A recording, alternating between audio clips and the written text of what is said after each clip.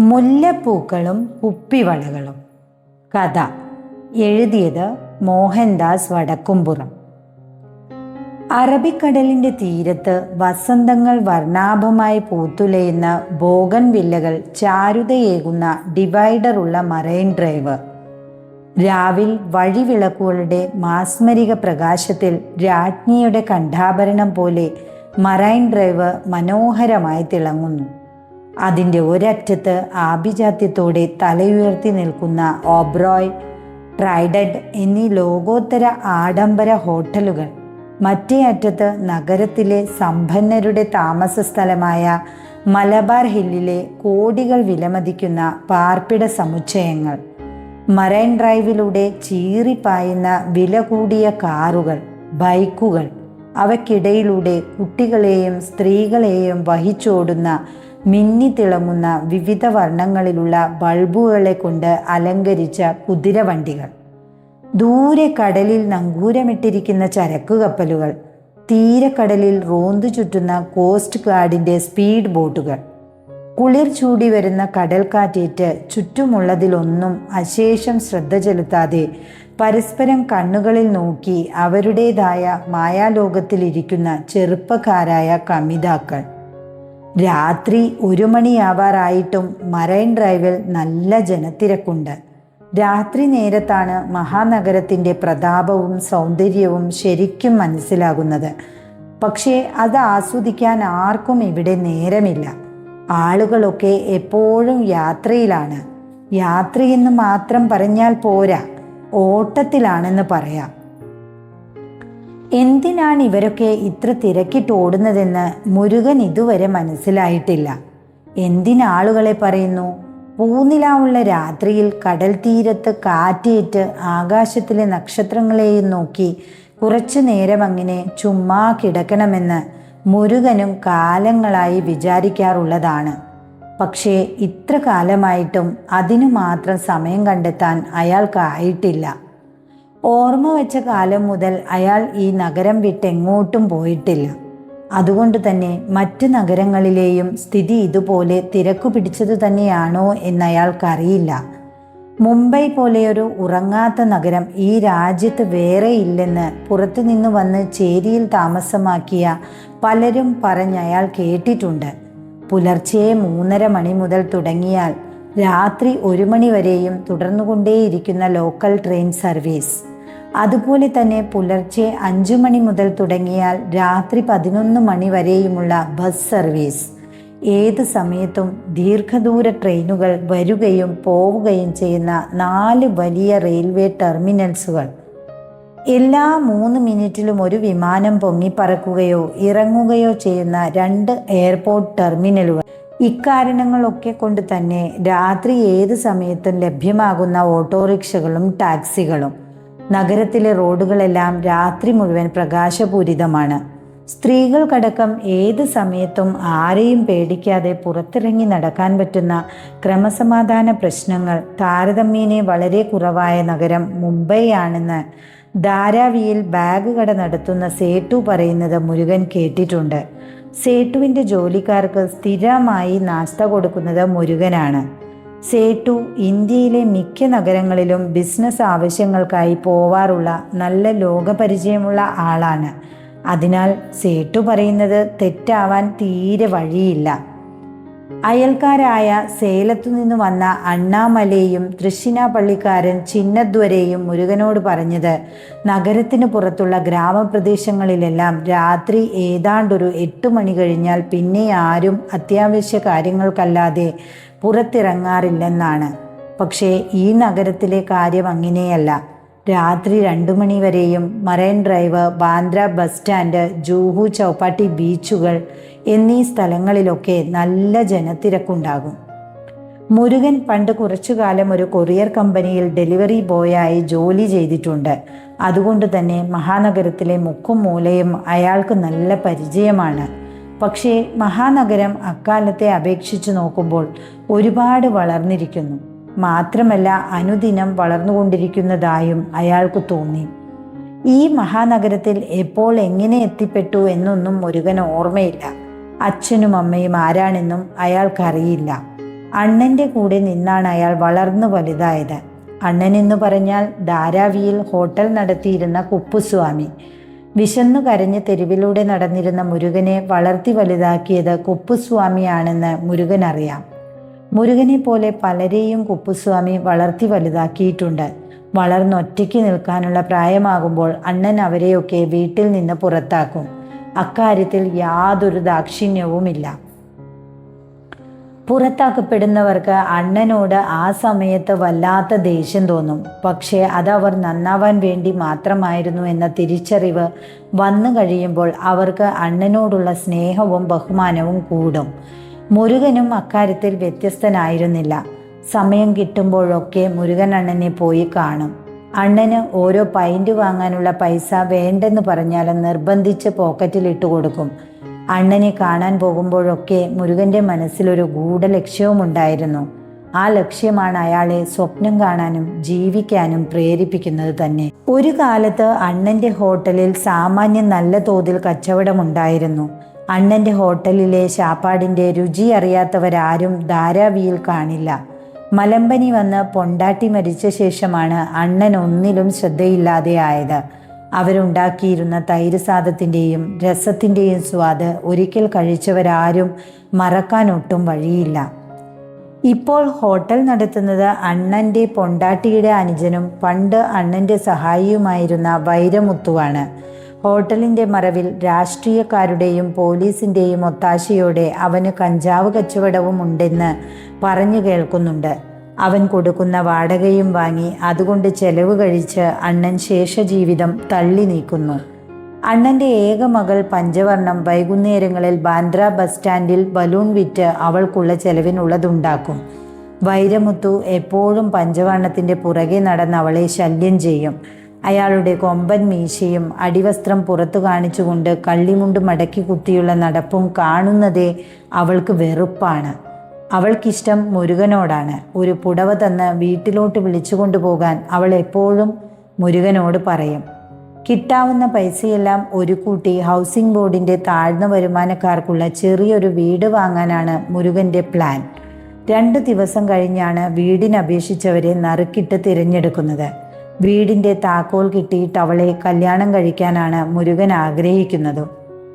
അവൾ വീട്ടിലെത്തിയാൽ അവളുടെ ഇഷ്ടത്തിനനുസരിച്ച് വീട്ടു സാധനങ്ങളൊക്കെ പതിയെ പതിയെ ഓരോന്നായി വാങ്ങാമെന്നൊക്കെ അയാൾ മനസ്സിൽ കരുതി വച്ചിട്ടുണ്ട്. വീട് വാങ്ങാനും പഞ്ചവർണത്തിന് സ്വന്തമാക്കാനുമാണ് മുരുകൻ കഷ്ടപ്പെട്ട് ഓടി നടന്ന് പണിയെടുക്കുന്നത്. അണ്ണൻ്റെ കൂടെ നിന്നാണ് മുരുകൻ ഇഡ്ഡലിയും ഉഴുന്നുവടയും ഉണ്ടാക്കാൻ പഠിച്ചത്. പുലർച്ചെ 5 മണിക്ക് എഴുന്നേറ്റ് ഇഡ്ഡലിയും വടയും തേങ്ങാ ചമ്മന്തിയും സാമ്പാറും തയ്യാറാക്കി 4 സ്റ്റീൽ ഡബ്ബകളിലാക്കി സൈക്കിളിൻ്റെ പുറകെ കെട്ടിവെച്ച് ആവശ്യക്കാർക്ക് വിൽക്കലാണ് അയാളുടെ പ്രധാന തൊഴിൽ. 11 മണിയാകുമ്പോഴേക്കും കച്ചവടം കഴിയും. പിന്നെ കുളിച്ച് ഭക്ഷണം കഴിച്ച് 4 മണിവരെ കിടന്നുറങ്ങും. 5 മണിയോടെ ശിവാജി നഗറിൽ പോയി ബേൽപൂരിക്കുള്ള സാധനങ്ങളും വാങ്ങി നേരെ മറൈൻ ഡ്രൈവിലേക്ക് പോരും. സേട്ടുവിൻ്റെ കടയിൽ ജോലിക്ക് വന്ന ഒരു ഗുജറാത്തിയിൽ നിന്നാണ് അയാൾ ബേൽപൂരി ഉണ്ടാക്കാൻ പഠിച്ചത്. ബേൽപൂരി വിൽക്കാൻ നരിമാൻ പോയിന്റ് മുതൽ ചൗപ്പാട്ടി വരെയും തിരിച്ചും സൈക്കിളിൽ രാത്രി 1 മണി വരെ പല മടങ്ങ് സഞ്ചരിക്കും. സൈക്കിളും ബാക്കി വന്ന സാധനങ്ങളും സൂക്ഷിക്കുന്നത് സേട്ടുവിൻ്റെ നാട്ടുകാരനായ ഫാഷൻ സ്ട്രീറ്റിലെ മനുബായിയുടെ കടയ്ക്ക് പിന്നിലാണ്. അത് കഴിഞ്ഞ് ചർച്ച് ഗേറ്റ് സ്റ്റേഷനിൽ നിന്ന് അവസാനത്തെ ട്രെയിൻ പിടിച്ച് മാഹിം ജംഗ്ഷനിൽ ഇറങ്ങി വീട്ടിലേക്ക് നടക്കും. അതിനെ വീടെന്ന് പറയാൻ പറ്റുമോ എന്നറിയില്ല. നഗരത്തിലെ പ്രസിദ്ധമായ കേക്ക് കമ്പനിക്കാരുടെ ഫാക്ടറിക്ക് സമീപത്തുകൂടെ ഏത് സമയത്തും കറുത്ത നിറത്തിലുള്ള നാറുന്ന ചെളിവെള്ളം ഒഴുകുന്ന ചാലിൻ്റെ അരികിൽ എല്ലാ ഭാഗങ്ങളും തകര ഷീറ്റ് കൊണ്ട് മറച്ചൊരു കുടിൽ. ആ കുടിൽ മാത്രമാണ് ജീവിതത്തിലാകെ അയാൾക്ക് സ്വന്തമായുള്ളത്. പഞ്ചവർണത്തെ ആ കുടിലിലേക്ക് കൊണ്ടുവരാൻ മുരുകൻ ഇഷ്ടമല്ല. പെട്ടെന്നാണ് മുരുകൻ്റെ മൊബൈൽ ശബ്ദിച്ചത്. പഞ്ചവർണമാണ്. ഇവൾക്ക് ഉറക്കമൊന്നുമില്ലേ? മുരുകൻ ഫോൺ എടുത്തു. എന്താ പെണ്ണേ ഈ നേരത്ത്? കിടന്നിട്ട് ഉറക്കം വരുന്നില്ല മാമ, അതാ വിളിച്ചത്. എപ്പോഴാണ് നമുക്കൊന്ന് കാണാൻ പറ്റുക? കുറച്ച് സമയം ഒരുമിച്ചിരുന്ന് സംസാരിക്കാൻ. വേഗം പറയൂ, അപ്പ വരുന്നതിന് മുമ്പ്. എന്തെങ്കിലും അത്യാവശ്യമുണ്ടോ? ഇല്ലെങ്കിൽ നീ 2 ദിവസം കാത്തിരിക്കുക. ചൊവ്വാഴ്ച രാവിലെ ഞാൻ കച്ചവടത്തിന് പോകുന്നില്ല. അന്നെനിക്ക് അല്പം പണിയുണ്ട്. പതിവായി നാസ്ത വാങ്ങുന്നവർക്ക് അത് കൊടുക്കാൻ മണിയെ ഏൽപ്പിച്ചിട്ടുണ്ട്. ഒരു 11 മണിയാകുമ്പോഴേക്കും ഞാൻ ഫ്രീ ആകും. നീ 5 ഗാർഡൻസിലേക്ക് വാ. വർക്കിംഗ് ഡേ ആയത് കാരണം അവിടെ അധികം തിരക്കുണ്ടാവില്ല. നമുക്ക് സ്വസ്ഥമായിരുന്നു സംസാരിക്കാം. ശരി മാമ, ഉറപ്പായും വരാം. അതും കഴിഞ്ഞ് ഗോമന്തകിൽ പോയി എനിക്ക് ബാക്രി, ബോംബിൽ ഫ്രൈ, ഞണ്ട് കറി, കൂന്തൽ റോസ്റ്റ് ഒക്കെ കഴിക്കണം. വാങ്ങിത്തരാമെങ്കിൽ ഞാൻ വരാം. അത് മാത്രമാക്കണ്ട, നിനക്ക് ഐസ്ക്രീമും കൂടി വാങ്ങിത്തരാം. പോരെ? Good night. Good night mama. പിറ്റേ ദിവസം മുരുകൻ മറൈൻ ഡ്രൈവിൽ പോകുന്നതിന് മുമ്പ് മനീഷ് മാർക്കറ്റിൽ പോയി. പഞ്ചവർണ്ണത്തിന് കൊടുക്കാൻ വേണ്ടി പനിനീരിൻ്റെ പരിമളമുള്ള ഒരു സ്പ്രേ വാങ്ങി. അതിനുശേഷം അവിടെ നിന്ന് മുഹമ്മദ് അലി റോഡിൽ പോയി ചുവപ്പും പച്ചയും നിറങ്ങളിലുള്ള ഓരോ ഡസൻ കുപ്പിവളകളും വാങ്ങി. നാസ്ത കൊടുക്കാൻ പോയപ്പോൾ സേട്ടുവിൻ്റെ കടയിലെ ജോലിക്കാരിൽ നിന്നും സമ്മാനം പൊതിയാൻ ഉപയോഗിക്കുന്ന തിളങ്ങുന്ന പേപ്പർ വാങ്ങിച്ചു. വാങ്ങിയ വളകളും സ്പ്രേയും ഭംഗിയായി പൊതിയുമ്പോൾ അത് തുറന്നു നോക്കുന്ന പഞ്ചവർണ്ണത്തിൻ്റെ മുഖത്ത് തെളിയുന്ന സന്തോഷം അയാളുടെ മനസ്സിൽ പതിഞ്ഞു. അവളുടെ പുഞ്ചിരിക്കുന്ന മുഖം അയാൾ അകക്കണ്ണിലൂടെ കണ്ടു. ചൊവ്വാഴ്ച രാവിലെ തന്നെ കുളിച്ച് മുരുകൻ മാട്ടുങ്ക കൊച്ചുഗുരുവായൂർ അമ്പലത്തിൽ പോയി. നറുക്കെടുപ്പിൽ തനിക്ക് വീട് കിട്ടണേ എന്ന് കണ്ണടച്ച് പ്രാർത്ഥിച്ചു. അവിടെ നിന്ന് നേരെ ബാന്ദ്രയിലുള്ള ഹൗസിംഗ് ബോർഡിൻ്റെ ഓഫീസിൽ പോയി. നറുക്കെടുപ്പിലെ വിജയികളെ അവർ ഔദ്യോഗികമായി അറിയിക്കുന്നതുവരെ കാത്തിരിക്കാനുള്ള ക്ഷമയില്ല. ഹൗസിംഗ് ബോർഡിൻ്റെ ബിൽഡിങ്ങിന് മുന്നിലെ സന്ദർശകർക്ക് ഇരിക്കാനുള്ള സ്ഥലത്ത് വിജയിച്ചവരുടെ നമ്പർ ലൈവായി കാണിക്കാൻ ഡിസ്പ്ലേ വെച്ചിട്ടുണ്ട്. അവിടെ വന്ന എല്ലാവരും മുരുകനെ പോലെ റിസൾട്ട് അറിയുവാനുള്ള ടെൻഷനിലായിരുന്നു. ഒടുവിൽ മുരുകൻ്റെ ആപ്ലിക്കേഷൻ നമ്പറും ഡിസ്പ്ലേയിൽ കാണിച്ചു. അപ്പോൾ പറഞ്ഞറിയിക്കാനാവാത്ത സന്തോഷം തോന്നിയ അയാൾ ഇരിപ്പിടത്തിൽ നിന്ന് ചാടി എഴുന്നേറ്റ് കണ്ണടച്ച് കൈകൂപ്പി ആണ്ടവാ കടവുളേ റൊമ്പ നന്ദി എന്ന് ഉറക്കെ പറഞ്ഞു. സ്വന്തം പേരിൽ ഒരു വീട് കിട്ടണമെന്നതും വീട് കിട്ടിയാൽ ആ സന്തോഷം ആദ്യമായി പങ്കുവെക്കുന്നത് പഞ്ചവർണ്ണത്തിനോടാവണമെന്നതും മുരുകൻ്റെ ചിരകാല അഭിലാഷമായിരുന്നു. അതുകൊണ്ടുകൂടിയാണ് അയാൾ അവളെ അന്ന് തന്നെ കാണണമെന്ന് തീരുമാനിച്ചതും. ബാന്ദ്രയിൽ നിന്ന് ട്രെയിൻ പിടിച്ച് മുരുകൻ മാട്ടുങ്ക സ്റ്റേഷനിൽ ഇറങ്ങി. അവിടെ നിന്നും 5 ഗാർഡൻസിലേക്ക് നടക്കാനുള്ള ദൂരമേയുള്ളൂ. വരുന്ന വഴി പഞ്ചവർണ്ണത്തിന് കൊടുക്കാനായി അമ്പലത്തിൻ്റെ മുന്നിലെ പൂക്കാരിയിൽ നിന്ന് 1 മുഴം മുല്ലമാലയും അയാൾ വാങ്ങി. അമ്പലം അടച്ചിരുന്നുവെങ്കിലും അടഞ്ഞ അമ്പലത്തിന് മുന്നിൽ നിന്ന് മുരുകൻ പുതിയ വീട്ടിൽ പഞ്ചവർണ്ണത്തിനോടൊത്തുള്ള സന്തോഷകരമായ ഒരു നല്ല കുടുംബജീവിതത്തിനു വേണ്ടി ഉള്ളുരുകി പ്രാർത്ഥിച്ചു. മുരുകൻ ഗാർഡനിലെത്തി കുറച്ചു സമയം കഴിഞ്ഞപ്പോഴേക്കും പഞ്ചവർണ്ണവും എത്തി. പച്ച ബ്ലൗസും മഞ്ഞ ധാവണിയും ചുവന്ന പൊട്ടും മെടഞ്ഞു മുന്നോട്ടൊരു ഭാഗത്തേക്കിട്ട മുടിയുമായി അവളെ കണ്ടപ്പോൾ പതിവിലും സുന്ദരിയായി മുരുകന് തോന്നി. മുല്ലമാലയും സമ്മാനവും കിട്ടിയപ്പോൾ അവൾ സന്തോഷം കൊണ്ട് മതിമറന്നു. അവൾ അയാളുടെ കയ്യിൽ പിടിച്ചുകൊണ്ട് പറഞ്ഞു, മാമാ റൊമ്പ സന്തോഷായി. ഇനി ആ മാല മാമൻ തന്നെ മുടിയിൽ ചൂടിത്തരൂ. വിറയ്ക്കുന്ന കൈകളോടെ മുരുകൻ മാല അവളുടെ മുടിയിൽ ചൂടിക്കൊടുത്തു. മാമ, ഇനി മരിച്ചാലും എനിക്ക് വിഷമമില്ല. അവളുടെ കണ്ണുകൾ സന്തോഷം കൊണ്ട് നിറഞ്ഞു. നെഞ്ച് പിടഞ്ഞുകൊണ്ട് മുരുകൻ പറഞ്ഞു, പഞ്ചവർണ്ണം അപ്പടി ചൊല്ലക്കൂടാതെ, നമുക്കിങ്ങനെ കുറേ കാലം ജീവിക്കണ്ടേ, കുറേ കുളന്തകളുമായി. മാമ, എത്രയും പെട്ടെന്ന് നമ്മുടെ തിരുമണം നടത്തണം. ആ വൈരമുത്തുവിനെ കൊണ്ട് വല്ലാത്ത ശല്യമാണ്. എന്നുടെ അപ്പാവാണെങ്കിൽ ഈയിടെയായി ഏതു നേരവും കുടിയാണ്. അയാൾ ഇടയ്ക്കിടെ ബോട്ടിൽ വാങ്ങിച്ചു കൊടുത്ത് അപ്പാവെ സോപ്പിട്ട് വച്ചിരിക്കുകയാണ്. അപ്പാവെ കാണാൻ എന്ന പേരിൽ ഏതു നേരത്തും വീട്ടിൽ വരും. മാമ, അപ്പാവെ കണ്ട് കല്യാണക്കാര്യം വേഗം പറഞ്ഞ, അല്ലെങ്കിൽ ചിലപ്പോൾ അയാളെ കൊണ്ട് എന്നെ കെട്ടിക്കാൻ അപ്പ തീരുമാനിക്കും. പക്ഷേ അയാളെ കെട്ടാൻ ജീവനോടെ എന്നെ കിട്ടില്ല.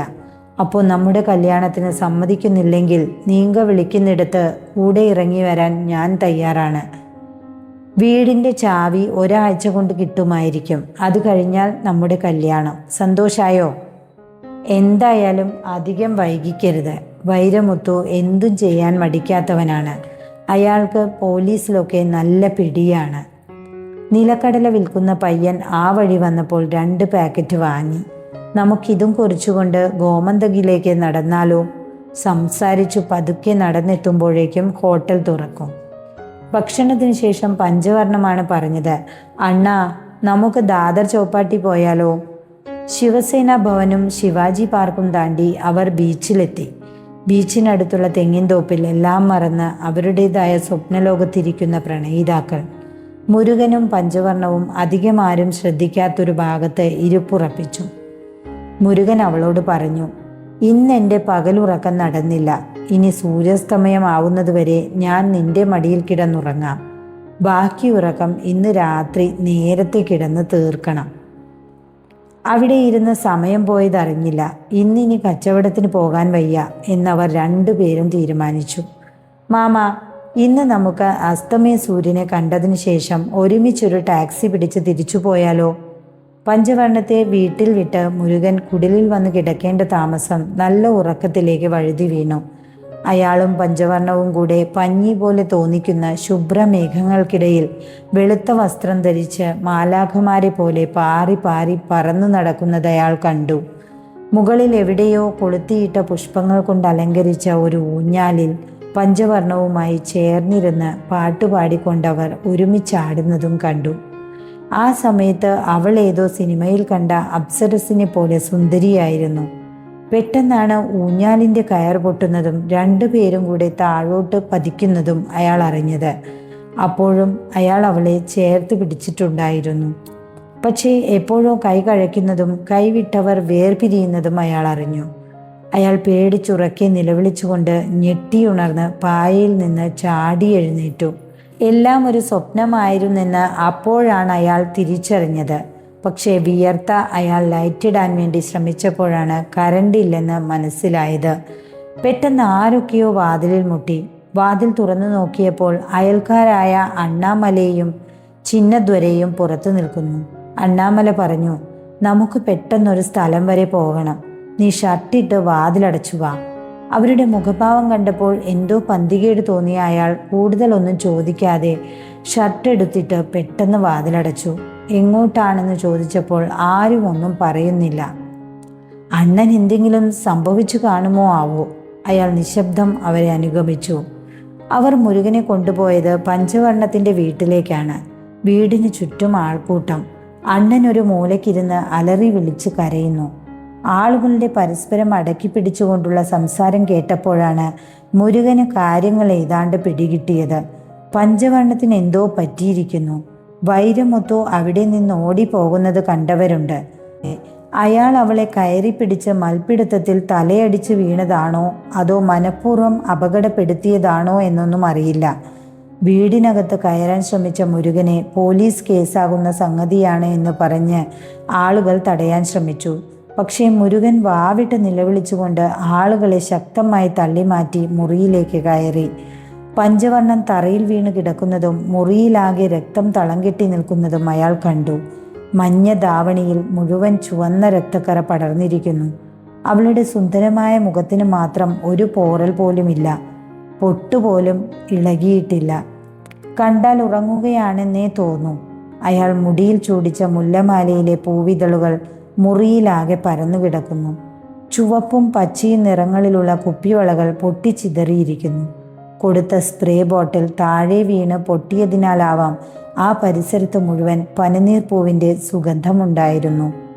ആ കാഴ്ച കണ്ട മുരുകൻ, അയ്യോ കടവുളേ, എന്താ നടന്നത്? ഞാൻ എന്ന പാവം പണ്ണിനേൻ ഏൻ എന്നെ ഇപ്പടി ചോദിക്കരായ് എന്ന് പറഞ്ഞ് ഉറക്കെ കരഞ്ഞു.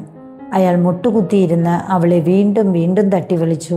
അവളുടെ പ്രതികരണം കാണാഞ്ഞപ്പോൾ കണ്ണുകൾ അടഞ്ഞു പോകുന്നതായും ചുറ്റുമുള്ളതെല്ലാം വട്ടം കറങ്ങുന്നതായും മുരുകൻ അനുഭവപ്പെട്ടു. മാമ, എത്രയും പെട്ടെന്ന് തിരുമണം നടത്തണം. പഞ്ചവർണ്ണം ചെവിയിൽ മന്ത്രിക്കുന്നത് പോലെ മുരുകന് തോന്നി. പുറകെ നിന്ന് ആരോ പിടിച്ചെഴുന്നേൽപ്പിക്കുന്നത് അയാൾ അറിഞ്ഞു. തിരിഞ്ഞു നോക്കിയപ്പോൾ പോലീസുകാർ.